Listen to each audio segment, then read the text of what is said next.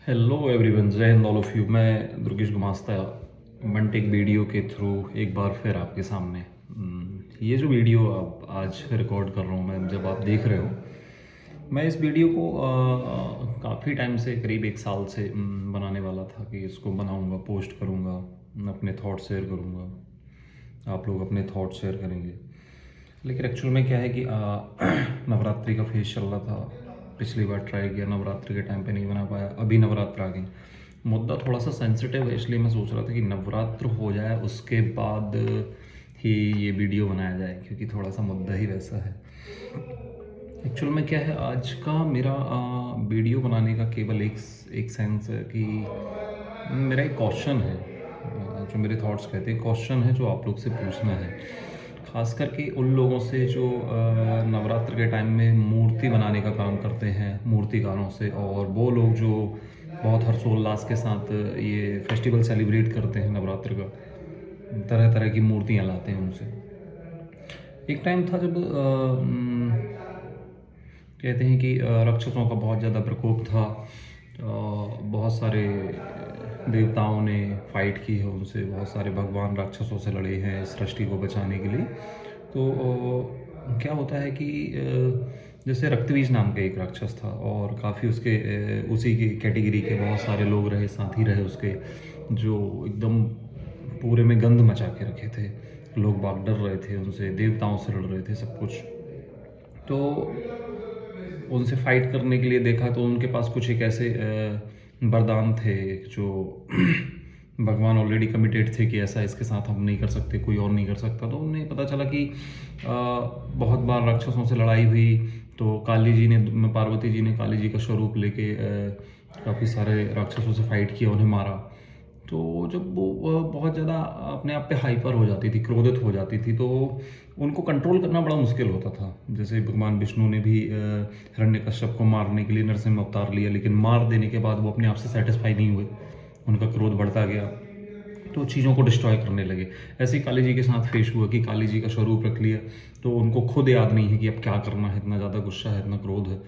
तो कई बार जैसे महादेव ने, कई जगह दिखाया गया कि महादेव ने छोटे बच्चे का रूप ले लिया, बहुत क्यूट लग रहे हैं या रो रहे हैं, तो उनको देख के उनका गुस्सा शांत हो गया। लेकिन ये जितने काम थे ये सब ऑलरेडी हो चुके थे जब रक्तबीज को मारना था।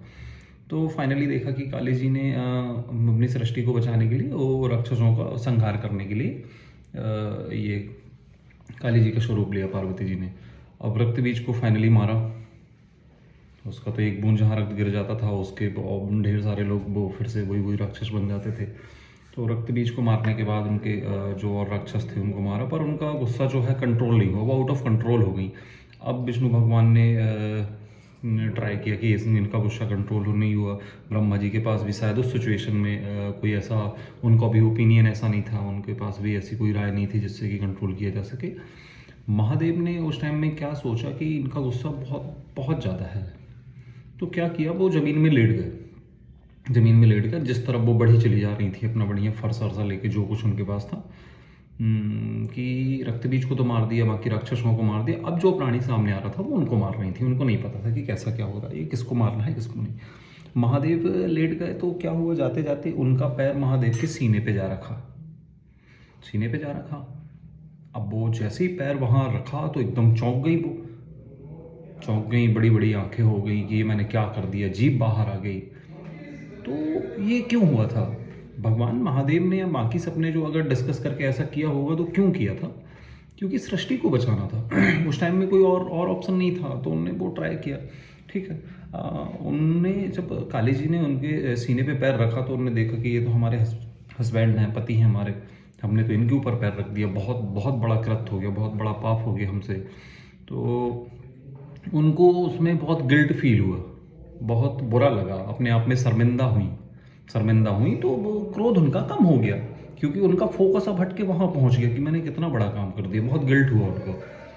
तो वो तो उस टाइम की सिचुएशन थी ऐसी कि महादेव को वो करना पड़ा, मजबूरन करना पड़ा। उनको अच्छा तो लगा नहीं होगा, बाकी देवताओं को या भगवान कोई भी है XYZ, किसी को अच्छा नहीं लगेगा, यहाँ तक कि इंसान को भी अच्छा नहीं लगता कि महादेव लेटे हैं, काली जी का पैर उनके ऊपर पड़ गया। काली जी को भी अच्छा नहीं लगा, गिल्ट फील हुआ, बहुत बुरा लगा। तो वो कंट्रोल में आया उनका गुस्सा, फिर उनको याद आया, उन्होंने माफ़ी मांगी, जो भी है। अब देखा ये जाता है कि हर साल जैसे साल में 2 बार नवरात्र पड़ती है। अभी चैत्र नवरात्र, कल ही रामनवमी थी, इसलिए मैंने आज वीडियो बना रहा हूँ मैं। तो देखा ये जाता है कि नवरात्र के टाइम में बहुत सारी मूर्तियाँ खरीदते लोग, तरह तरह की खरीदते हैं। तो एक मूर्ति जो देखा गया मोस्ट ऑफ टाइम लोग परचेज करते हैं जहाँ काली जी के पूजने वाले ज़्यादा होते हैं, या जिनको अट्रैक्टिव दिखाना होता है थोड़ा सा अलग, तो काली जी की वो वाली मूर्ति परचेज करके लाते हैं वो, जिसमें काली जी वही स्वरूप में हैं, विशालकाय हैं, और उनके हाथ में बढ़िया फरसे अरसे हैं, किसी के राक्षस के सर हैं, और उन्हें महादेव के सीने पे पैर रखा हुआ है और जीभ निकली, आंखें बड़ी बड़ी। ये मूर्ति खरीद लेते हैं लोग, पूजा करते हैं। लेकिन सोचिए जरा कि ये मूर्ति क्यों? इतने सारे ऑप्शंस है, ऐसा नहीं कि मैं इस मूर्ति को कह रहा हूँ कि मत खरीदो, लेकिन सेंस क्या बनता है?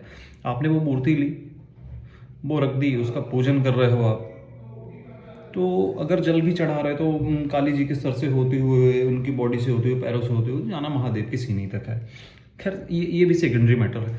मुझे ये बताइए, अगर देखिए भगवान को मानने ही वाले मूर्ति ला रहे हैं, जो मान रहा है भगवान को मानने ही वाला मूर्ति बना रहा होगा, क्योंकि उसमें जब कहते हैं ना कि जब मूर्तिकार या कोई आर्टिस्ट जब उसके द्वारा निर्मित चीज में जब वो खुद सेटिस्फाई हो जाता है, तब जाके भगवान का वास होता है। तो नॉर्मल सी बात, वो भी इसी भाव से बना रहा है कि नहीं अब ये कंप्लीट हो गया, इसमें भगवान का वास हो गया, खरीदने वाला भी इसी भाव से लाया है, उसने रख लिया और पूजन करने लगा। तो आप क्या सोच के लाए हो कि मान लीजिए अगर भगवान देख रहा है, काली जी देख रही है, ये लॉजिक यही होता है नवरात्र में कि काली जी की पूजा कर रहे तो वो देख रही, तब तो आप तो कृपा होगी। अगर वो वहां से देख रही हैं, आपने बढ़िया मूर्ति रखी काली जी की, नीचे महादेव लेटे, ऊपर पैर रखा है, जीभ बाहर है, अगर वो ऊपर से देख रही हैं काली जी, या महादेव देख रहे हैं, या और जो सुप्रीम पावर्स हैं वो देख रहे हैं, क्या फील करेंगे वो? आपके पास पैसा था, परचेज कर लिया, बनाने वाला कलाकार था, बना दिया, तो क्या फील करेंगे वो? उनको उस टाइम में भी गिल्ट फील हुआ था कि हमसे गलती से हुआ है, गलती से, जानबूझ के नहीं किया था, प्रीडिसाइड नहीं था, गलती से हुआ था। तो अब वो अगर वो अपने आप की वो शेप में मूर्ति देखती होंगी कि हम महादेव के ऊपर पैर खड़े हैं, पैर रख के खड़े, उनके सीने पे और जीभ बाहर है, तो उन्हें फिर गिल्ट फील होगा। तो आप मूर्ति क्या उनको गिल्ट फील कराने के लिए रखते हो ये वाली? वो देखती होंगी तो क्या खुश होती होंगी? सोचिए जरा, उनको तो बुरा लगता होगा। वो एक बार फिर उसी फेस में जाती होंगी, अगर देखती होंगी तो कितनी जगह मूर्ति रखी, उनको फिर अपने आप में थोड़ा सा ऐसा फील होता होगा कि मैंने अपमान कर दिया महादेव का, जो भी है। तो वो ये मेरा क्वेश्चन हो सकता है, मुझे ज़्यादा समझ नहीं आ रहा, मेरा कॉमन सेंस यही कहता है कि वो सिचुएशन ऐसी थी कि उनका गुस्सा कंट्रोल करना था, इसलिए ऐसा किया गया था। लेकिन वो उनको, पार्वती जी को, काली जी को खुद से बुरा लगा था कि हमसे भूल हो गई। महादेव ने तो कंट्रोल करने के लिए किया, उस टाइम पे वही विकल्प उनके पास सुझाया। अच्छा उनको भी नहीं लगा था, तो पार्वती जी को भी बहुत टाइम गिल्ट रहा इस चीज़ का।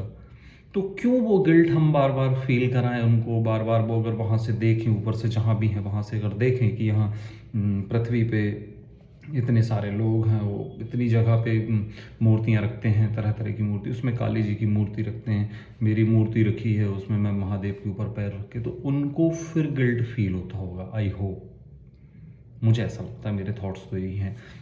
तो मेरा मतलब ये है कि मूर्तिकारों से भी निवेदन है, खरीदने वालों से भी, अगर आपको भी ऐसा लगता है तो इस शेप के अलावा ढेर सारे भी इतनी सुंदर सुंदर मूर्तियाँ बनती हैं आजकल, तो क्या ही कहने। खासकर जहाँ से मैं हूँ, नरसिंहपुर से, वहाँ तो कुछ कलाकार छिंदवाड़ा साइड के ऐसे निकल के आए हैं कि उन्होंने ऐसे एकदम, जिसको कहते हैं जीवंत जीवंत चित्र, जिसमें ऐसा दिखे कि हाँ ये जिंदा है, साक्षात है, ऐसी ऐसी मूर्तियाँ बन रही। तो ऐसी मूर्ति खरीदें जिसमें लोगों को अच्छा मैसेज जाए। इससे मैसेज क्या जाता है, थोड़ा सा सोचें। और अगर हाँ, अगर आपका कोई ओपिनियन है, शायद मैं नहीं समझ पा रहा हूँ इस चीज़ को, तो आप जिस भी माध्यम से होता है मुझे एक बार इन्फॉर्म करें कि नहीं ऐसा ऐसा इसलिए होता है। चलो इसलिए हुआ था वो तो हम सबको पता है कि क्यों हुआ था ये काम। अब ये मूर्तियाँ क्यों बनाई जाती हैं और क्यों खरीदी जाती हैं, क्या मैसेज देने के लिए खरीदी जाती हैं? आप ऐसा एंग्री लुक थोड़ी दिखाना कि हमारे भगवान ऐसे कि एकदम गुस्सा हो जाते हैं तो ऐसे कंट्रोल, नहीं नहीं नहीं, ये कोई अच्छा मैसेज नहीं है। नेक्स्ट टाइम थोड़ा सा बनाने वाले भी ध्यान रखें और खरीदने वाले भी। जय माता दी, जय महाकाल।